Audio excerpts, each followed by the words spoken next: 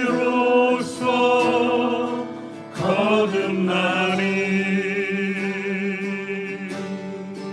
이 세상에서 내 영혼이 하늘의 영광 누리고라. 온전히 주께 맡긴 내 영혼 사랑의 음성을 듣는 중에 천사들 왕래하는 것과 하늘의 영광 보리로다. 이것이 나의 간증이요 이것이 나의 찬송일세. 나 사는 동안 끊임없이 구주를 찬송하리로다.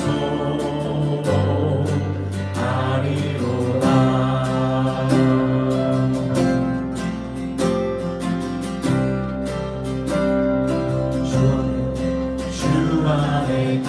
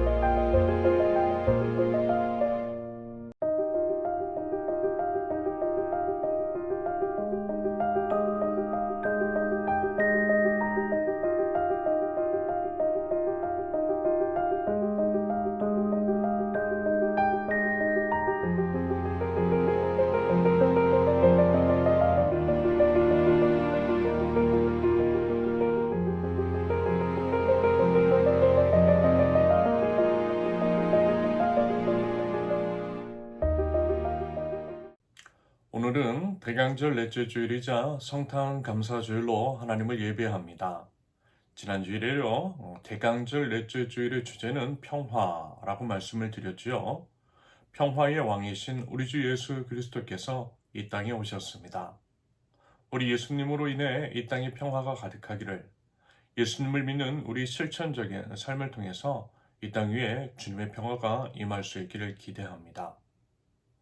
우리 없이 사시기보다는 차라리 우리를 위해서 죽는 편을 택하셨던 하나님이신 우리 예수님께서 인간의 몸을 입고 오시되 가장 약한 아기의 모습으로 가장 낮은 곳인 마구간에 오신 것을 기뻐 감사 찬양하며 주님께 영광을 올려드리는 저와 여러분들 하나님 나라 백성들 모두 되실 수 있기를 바랍니다. 누가복음 2장 17절 지극히 높은 곳에서는 하나님께 영광이요 땅에서는 하나님이 기뻐하신 사람들 중에 평화로다. 아기 예수님의 탄생을 기뻐하며 그 안에 있는 하나님의 놀라운 사랑과 은혜에 감사하는 대강절 주간, 그리고요 이제 곧 성탄절입니다. 하지만요, 오늘부터 이제 함께 나누게 될 미가서, 그 중에서도 오늘 본문 미가서 1장은 조금 이제 낯설게 느껴질 수 있을 것 같아요. 말하자면 예수님 탄생에 대한 기쁨과 감사의 분위기와는 어쩌면 어울리지 않을 수도 있다라고 봅니다. 먼저요, 미가서의 저자로 추정이 되는 예언자 미가의 이름을 딴 책입니다. 구약 성경 중 소예언서에 해당되죠. 미가라고 하는 이름의 뜻은요, 여호와와 같은 자 누구인가? 여호와와 같은 자 누구인가? 라고 합니다.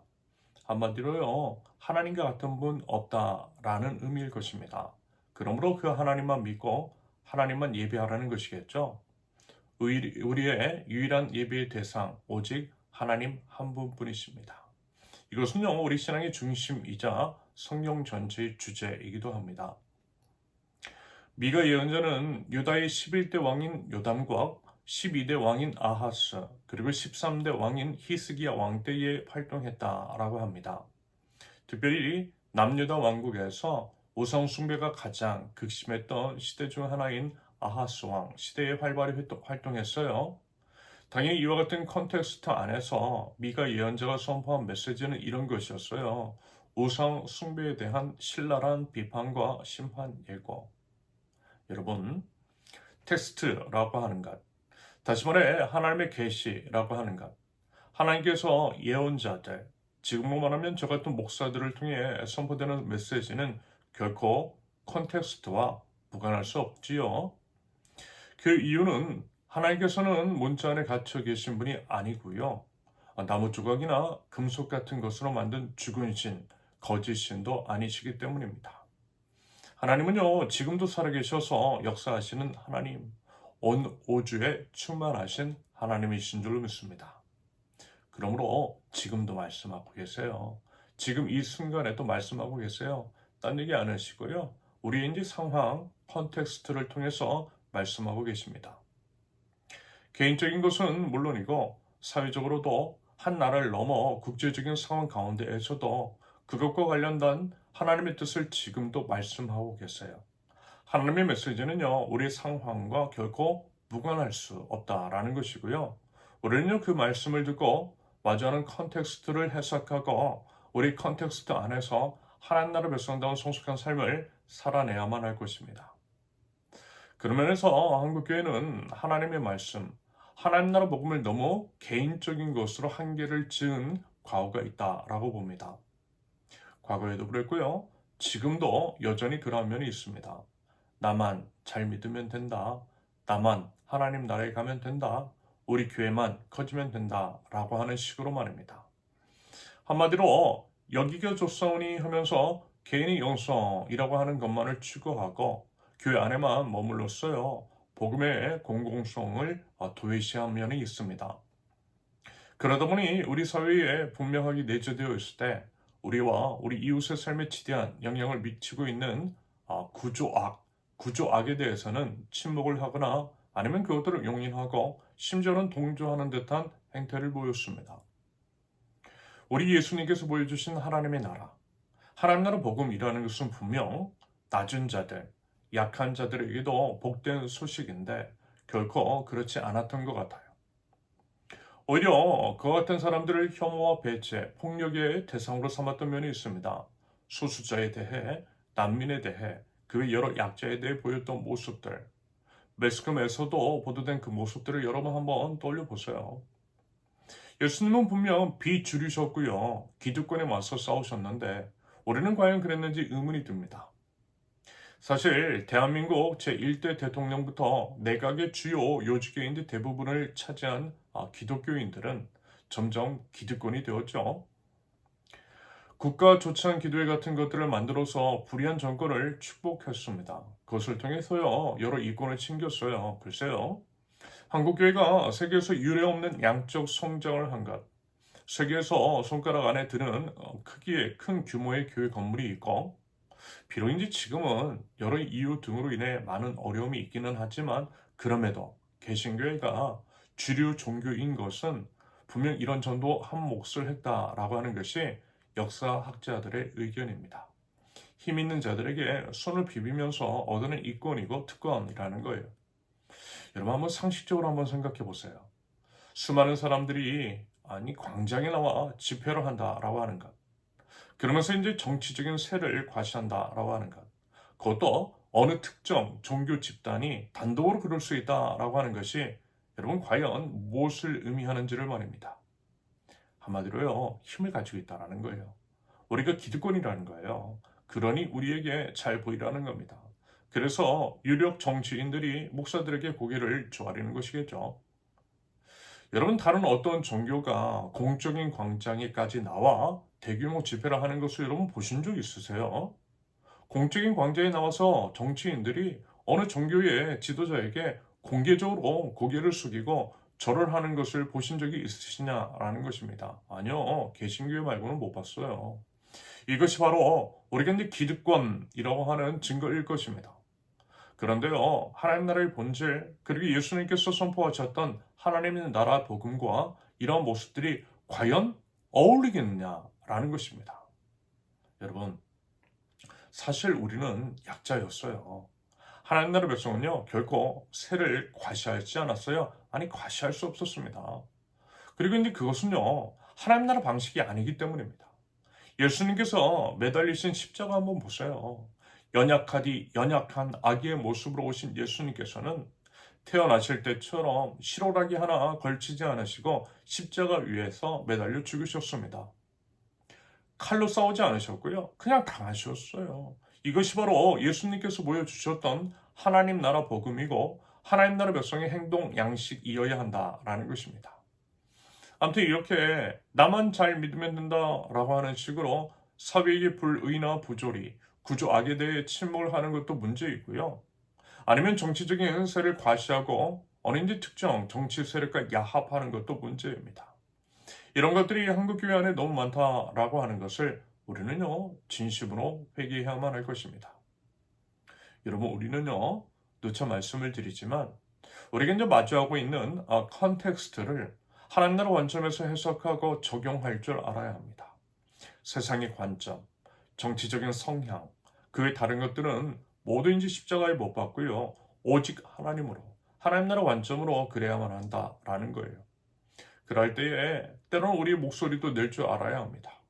평화의 왕이신 우리 예수님을 따라서 평화적인 방법으로 모든 시민에게 주어진 법적 테두리 안에서 성숙한 모습과 태도로 비판할 것은 비판할 줄도 알아야 합니다.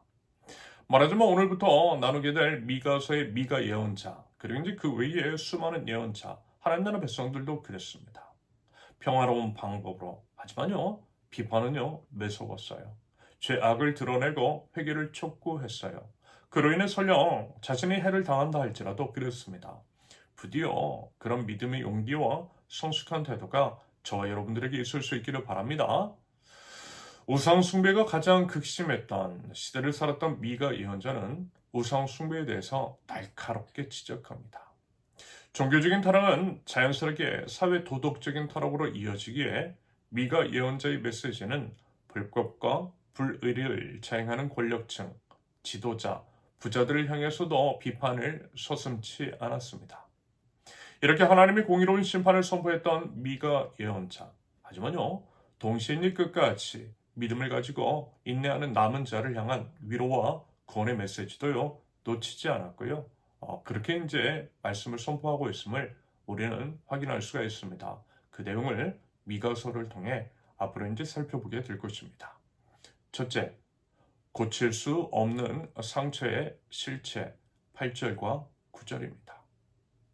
예언자 미가는요, 여기서 이제 사마리아에서 이제 시작된 상처가 유다를 거쳐 예루살렘까지 번졌다라고 말하고 있습니다. 그 구절을 보시면 이것은 사마리아의 상처가 고칠 수 없는 병이 되고 그 불치병이 유다에까지 전염되고 기어이 예루살렘에까지 내 백성의 성문에까지 이르렀기 때문이다. 아마도 이것은요, 죄의 이제 심각성과 그것의 이제 전염성에 대한 진술일 것 같습니다. 참고로 사마리아는요, 북이스라엘의 수도였지요. 북이스라엘의 첫 번째 왕 여로보암 이후 사마리아는 우상 숭배의 중심지가 되었습니다. 사회적인 불의와 도덕적 타락의 본거지가 다름 아닌 사마리아였어요.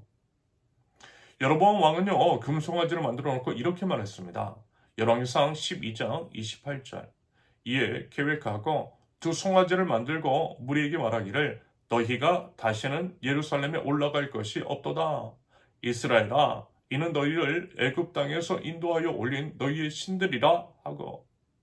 북이스라엘 사람들이 예루살렘 성전에서 하나님을 예배하고자 하는 것을 막고자 사마리아에 그것을 이제 대체하는, 하나님을 대체하는 거짓 우상을 만들었던 것입니다. 금송아지로 하나님 대신했고요. 그러면서 이제 그들은 바알과 아세라를 섬기면서 가나안의 우상 숭배를 받아들였습니다. 그런데 이제 문제는 뭐냐? 이와 같은 죄악이 북이스라엘에만 머물지 않았다라는 거예요. 사마리아와 북이스라엘을 넘어서 남유다 왕국까지 전염이 되었습니다. 심지어는요, 하나님의 성전에 있는 거룩한 도성 예루살렘에까지 침투했다라는 거예요. 본문 9절에서 내 백성의 성문에까지 이르렀다. 내 백성의 성문에까지 이르렀다라고 하는 것은요, 죄악이 하나님 나라 백성 공동체까지 그 깊숙이가까지 들어왔다라는 것을 의미합니다. 죄의 전염성이 이렇게까지 무섭고 심각하다라는 거예요. 여러분, 죄라는 것도요, 처음에는 어때요? 작은 것으로부터 시작합니다. 한 사람으로부터 시작되고 정말 사소한 타협 같은 것들로 시작이 돼요. 한 번쯤은 괜찮겠지. 뭐 어때? 다른 사람들도 다 하는데 시대가 변했잖아. 라고 하는 식으로 합리화하고 정당화하는 것이었어요. 하지만요, 여러분, 죄라고 하는 것이 그 정도에서 거기에서 멈추지 않는다라고 하는 거 여러분 다들 아시잖아요. 바늘 도둑이 소도둑 된다라고 하는 말이 있습니다. 그러면서 이제 죄를 저지르는 사람이 혼자만 죄를 짓지 않아요. 주변에 있는 사람들 물들여요. 야, 너도 한번 해봐. 괜찮아. 다들 아는 거야. 처음에만 어렵지 쉬워. 라고 하는 식으로 유혹을 합니다. 이런 식으로 이제 개인에서 가정으로, 가정에서 교회로, 교회에서 사회 전체로 퍼져나가요. 까마귀 노는 곳에 백로야 가지 마라. 금묵자흑이라고 하는 말이 괜히 있는 것은 아닐 것입니다. 여러분 어떻습니까? 세상의 이제 가치관이 교회 안으로. 이제 오늘 본문의 표현처럼 예루살렘에까지 하나님 나라 백성의 성문에까지 들어온 것 같지 않습니까? 물질 만능주의, 성공 지상주의, 외모 지상주의, 능력주의 같은 세속의 가치관이 교회 문턱을 넘어서 교회 안으로까지 들어왔어요. 예배는 드리는지 몰라도요, 삶은 어때요? 세상 사람들과 전혀 구별이 되지 않습니다. 입술로 예수님을 믿는다라고 고백하는지는 몰라도요, 행동은 어때요? 전혀 그렇지가 않아요. 불의에 침묵하고 동조해요. 인스타에서 보이는 거짓 환상을 가짜 성공과 신기루와 같은 거짓 만족을요, 욕망하고 있어요. 이런 상황 속에서 우리는요, 과연 어떤 반응을 보이는 것이 맞는 것일까요? 보니까요, 미가는 이렇게 반응합니다. 8절 보세요. 그러므로 내가 슬퍼하며 통곡하고 맨발로 벌거벗고 다니며 여우처럼 구슬피 울며 타조처럼 목 놓아 울 것이니. 여러분, 이것은 극도의 슬픔과 절망을 표현하는 행위일 것입니다. 그러면 여러분, 미가 예언자는 도대체 왜 이렇게까지 애통했던 것이겠습니까? 그것은요, 바로 이제 본문 9절에서의 표현처럼 그 상처가 고칠 수 없는 상처이기 때문일 것 같아요. 무슨 얘기냐? 인간의 이제 어떤 노력이나 그 어떤 종교적인 의식 같은 것으로도 그거 고칠 수 없다라는 거예요. 그래서 결국 죽을 수밖에 없다라고 하는 절망적인 상황인 것이고, 그래서 이제 그렇게 심각하게 반응을 했던 것이겠죠. 여러분, 이것이 바로 우리 인류의 근본적인 문제라는 것입니다. 여러분, 우리는 결코 스스로를 구원할 수가 없어요. 아무리 선한 일을 하고 아무리 열심히 종교 생활을 한다 할지라도 우리 안에 있는 죄의 본성은 우리 힘과 능력으로 제거할 수 없다라는 것입니다. 고칠 수 없는 병이라는 거예요. 그리고 이것이 바로 예수님이 우리에게 필요한 절대적이고 필연적인 까닭인 것이겠죠. 예수님께서 우리에게 오신 이유입니다. 둘째, 고칠 수 없는 상처 앞에서의 절망. 10절부터 15절까지입니다. 예언자 미가 이제 유다 여러 성읍들을 언급하면서요, 그들에게 임할 심판을 예고하고 있습니다. 이 부분에서는 말하자면 인간의 노력이 얼마나 무력한지를 보여주고 있어요. 아무리 노력을 하고 애를 써도 하나님의 심판을 면할 수가 없다라는 것입니다. 예를 들어 13절의 라기스의 경우는요, 라기스는 유다의 이제 전략적인 요충지였습니다. 라기스의 뜻은요, 완강하다라고 하는 뜻의 히브리어 라히쉬에서 유래했대요. 그만큼 강력한 요새였다라는 것입니다. 라기스는 견고한 성벽과 군사력을 자랑했던 그런 곳이었어요. 하지만 그들의 믿음은 안타깝게도 어땠어요? 하나님을 향해 있지는 않았습니다. 오히려 병거와 군사력이 있었어요. 그래서 보세요.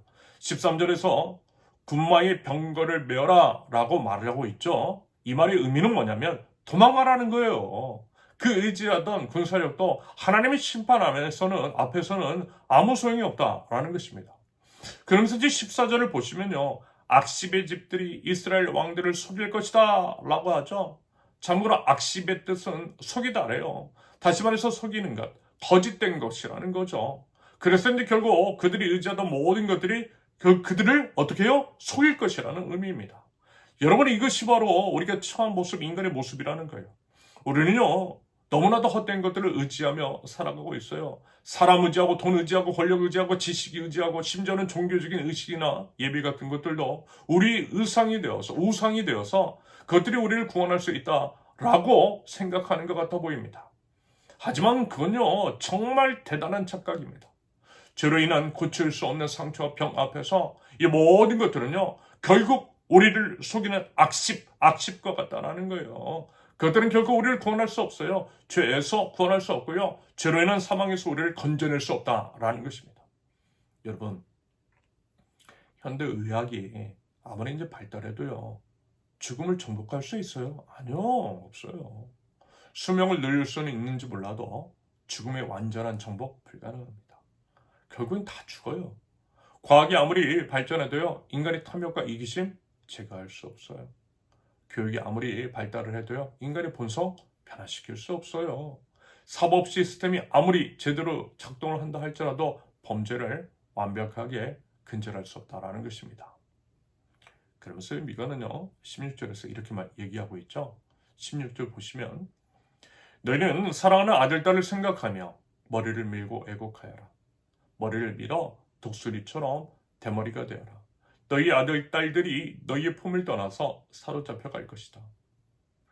머리를 미는 것은요, 극심한 애통의 표시입니다. 말하자면 사랑하는 자녀들을 잃어버린 부모의 슬픈 그 심정이라는 거죠. 여러분, 이것이 바로 뭐라는 거예요? 죄의 결과라는 것입니다. 죄는요, 우리가 이제 가장 소중히 여기는 것들을 잃어버리게 만듭니다. 빼앗아가요. 평안, 기쁨, 소중한 관계, 미래, 소망, 그리고 이제 생명까지. 그 모든 것들이 죄로 인해 사라져요. 우리에게 남은 것은 무력감과 절망뿐이라는 거예요. 이것이 바로 죄로 인한 우리의 상태입니다. 절망적인 상태, 죽음, 사망의 냄새가 진동하는 우리입니다. 그런데요, 그렇기 때문에 우리에게 예수님이 필요한 거예요.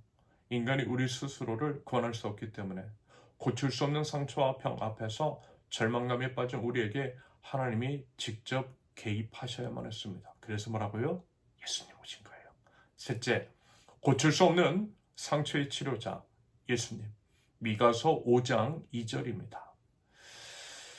미가 이제 예언자가 살던 시대로부터 약 이제 700년 후 이 예언이 선포되었던 바로 그 땅 베들레헴에서 한 아기가 태어납니다. 너무나도 이제 놀랍게도요. 미가 예언자는요.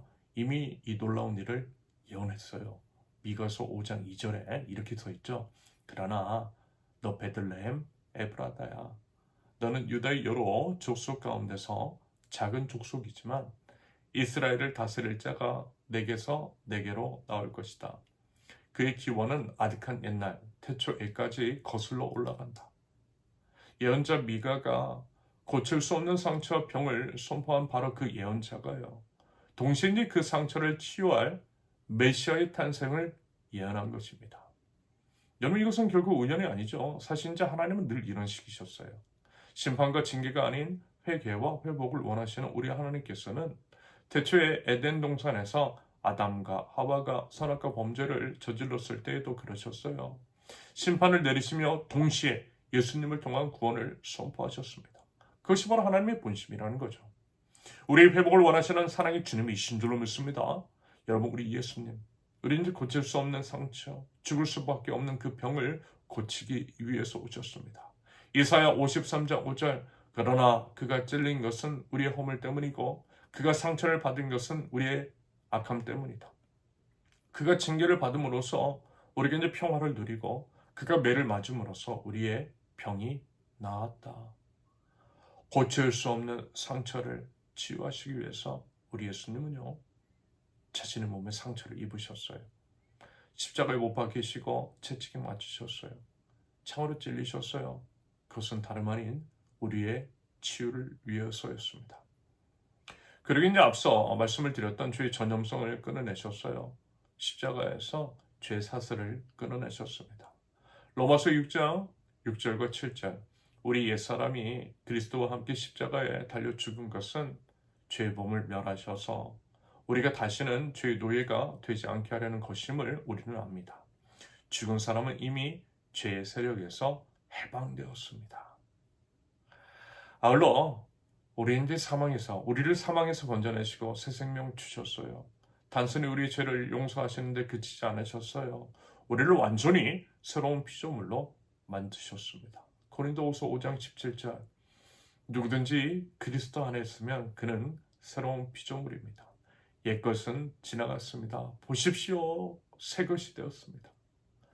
이런 식으로 오늘 이제 본문에서 살펴보았던 고칠 수 없는 상처는 예수님 안에서 이미 치유가 된 줄로 믿습니다. 인간의 노력으로는 불가능했던 일이 하나님의 은혜로 가능해진 줄로 믿습니다. 여러분 이것이 복음이에요. 성탄절의 의미입니다. 예수님께서 오신 이유인 거죠. 여러분 오늘도 지금도 예수님은 계속해서요 고칠 수 없는 상처와 병을 치유하고 계십니다. 깨어진 관계라든지 중독, 두려움, 절망, 죄책감, 질병 우리 힘으로는 도저히 해결할 수 없는 문제들을 예수님은요 치유하고 계세요. 예수님은 참된 우리의 치료자이십니다. 누가복음 4장 18절과 19절 주님의 영이 내게 내리셨다. 주님께서 내게 기름을 부으셔서 가난한 사람에게 기쁜 소식을 전하게 하셨다. 주님께서 나를 보내셔서 포로된 사람들에게 해방을 선포하고 눈먼 사람들에게 눈뜸을 선포하고 억눌린 사람들을 풀어주고 주님의 은혜의 해를 선포하게 하셨다. 이 말씀대로 지금도 우리에게 기쁜 소식을 전하여 주시고 자유함과 치료함을 주심으로써 은혜의 해 하나님 나라 복음을 선포하시는 우리 주님이신 줄로 믿습니다. 여러분 이제 우리요 그 주님 힘써 선포하면 좋겠어요.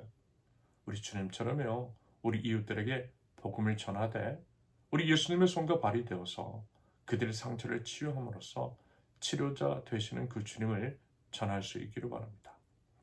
우리를 통해 주님을 경험할 수 있게 하자라는 거예요. 우리를 통해서 은혜의 해가 선포되도록 하자라는 것입니다. 그리고 무엇보다 우리를 구원하러 오신 예수님, 인간의 힘으로는 고칠 수 없는 상처를 치유해 주신 그 주님께 감사와 찬양과 영광을 올려드릴 수 있기를 바랍니다. 그 주님을 바라보고 의지하라는 거예요. 어떤 상황과 환경 속에서도 좌절하지 않고요. 우리 애들을 함께 하시고 우리를 일으켜 주시며 힘과 능력 대신 우리 예수님으로 인해서 승리의 삶을 사실 수 있기를 바랍니다. 그것이 바로 믿는 자의 능력이요 복음의 힘인 줄로 믿습니다. 부디 그 믿음과 감사와 기대와 기쁨과 찬양으로 왕이신 우리 주님의 탄생을 맞이하는 하나님 나라 백성 저와 여러분들이 있을 수 있기를 예수님의 이름으로 축원합니다. 함께 기도합니다. 아버지 하나님, 저희는 이제까지 하나님이 아닌 다른 많은 것들을 의지하면서 살아왔습니다. 돈과 권력, 지식과 능력, 때는 종교적인 행위까지도 우리의 우상으로 삼았던 것을 고백합니다. 작은 타협들이 쌓여서 큰 죄가 되었고 개인의 죄가 공동체를 물들이는 것을 보면서도 저희들은 침묵하고 때로는 동조하였습니다. 하나님의 이름으로 모인 교회 공동체가 세상의 가치관에 물들고 약한 자들에게 복음이 되지 못했음을 이 시간 진심으로 회개하며 고백합니다. 평화의 왕이신 예수님을 따르면서도 예수님의 낮아지심과 섬김의 길을 망각하였습니다. 주님 용서하여 주옵소서. 치료자 되신 우리 주님께서는 고칠 수 없는 그 상처, 그 심각한 병을 치유하시기 위해서 작은 땅 베들레헴 마을에 낮고 어두운 그 막국간에 오셨습니다.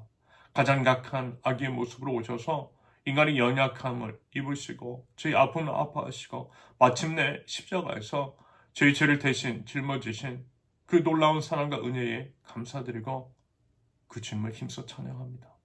하나님, 저희들이 이제요 예수님의 놀라운 치유를 경험한 자들로서 이 세상 가운데 진정한 치유자 되신 예수님을 통한 하나님 나라 복음을 전할 줄 아는 축복의 통로가 될 수 있도록 주님 인도하여 주시옵소서. 불의 앞에서 침묵하지 않게 하시되 평화적인 방법으로 소리를 낼 줄 아는 용기와 믿음을 허락하여 주시옵소서. 세상의 빛과 소금이 되어서 낮은 곳에서부터 섬기며 약한 자들에게 희망이 될 줄 아는 하나님 나라 백성 저희 되게 하옵소서. 다가오는 성찬절을 진정한 기쁨과 감사로 맞이하게 하시고 저희를 구원하러 오신 예수님, 고칠 수 없는 상처를 치유하신 그 주님께 감사와 찬양과 영광을 올려드리며 그 사랑을 이웃과 나눌 줄 아는 하나님 나라 백성으로서 그렇게 살아갈 수 있도록 주님, 제 모든 삶을 인도하여 주시옵소서. 이제는 우리 주 예수 그리스도의 은혜와 아버지 하나님의 극진하신 사랑과 성령님의 감화와 감동 교통하심이 고칠 수 없는 상처를 치료하러 오신 우리 예수님, 우리 유일한 구원자이신 예수님의 탄생을 축하 감사하고 기뻐 찬양 영광 올려드리는 하나님 나라 백성들 모두 위에 이제로부터 영원토록 함께 하시기를 간절히 축원합니다. 아멘. 감사합니다. 모든 예배를 마쳤습니다. 우리 예수님의 오심을 기억하고요. 예수님의 오신 이유를 우리의 삶으로서 살아낼 줄 아는 하나님 나라 백성들, 저와 여러분들 모두 되실 수 있기를 바랍니다. 감사합니다. 사랑합니다. 축복합니다.